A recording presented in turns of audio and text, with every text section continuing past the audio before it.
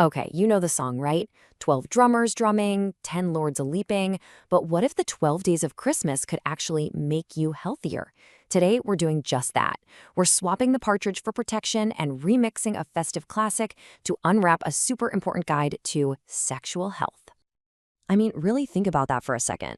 We're using a song we all know by heart to deliver information that could literally save lives. That's the real gift we're giving today.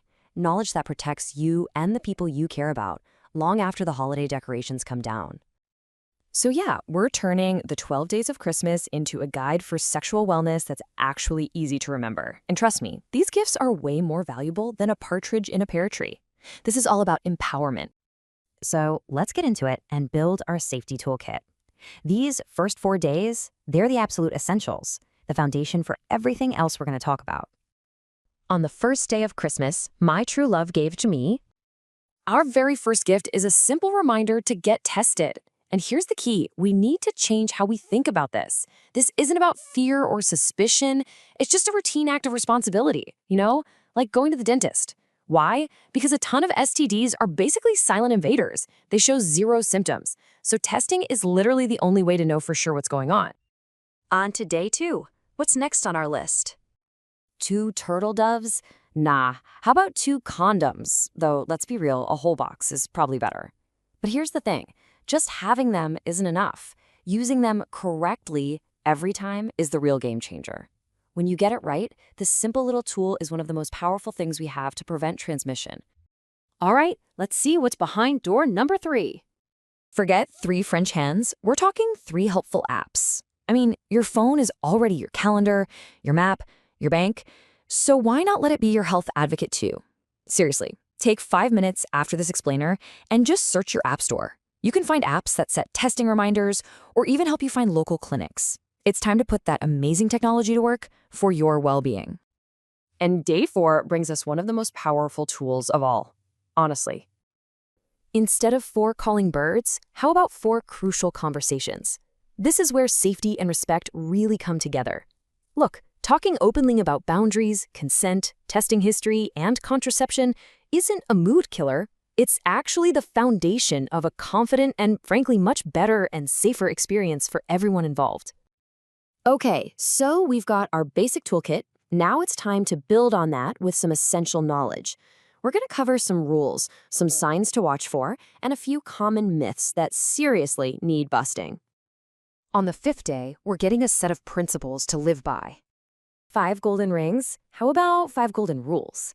Test, protect, communicate, respect, and this last one is so important. Never, ever shame. Because here's the absolute truth. Shame is the enemy of health. It stops people from getting tested and getting treated. When we create a culture of dignity and openness, we make everyone safer. Simple as that. For day 6, we're shifting from rules to reality. This is all about becoming an expert in your own body and knowing what to look out for. Forget 6 geese a-laying, think 6 symptoms a-saying. Hey, pay attention. This slide is basically your personal health dashboard. If any of these warning lights, burning, itching, rashes, pain, discharge, or source start flashing, please don't just ignore them and hope they go away. Your body is sending you a crystal clear signal. The smartest thing you can do is listen and see a doctor. Early detection changes everything. All right, it's day 7 and it is time to play fact checker. 7 swans a-swimming and a whole lot of dangerous myths out there. Let's tackle 2 of the biggest. First, this idea that you can just look at someone and know if they're healthy. No way. That's a complete fantasy because so many STDs are totally invisible. And the pull-out method? When it comes to STD protection, it is absolutely useless. Just remember this, misinformation is a health risk. Knowing the actual facts is your best defense. Now, let's kind of zoom out and look at the bigger picture. The final days of our carol are all about proactive prevention and understanding that this isn't a one-time thing. It's a long-term commitment.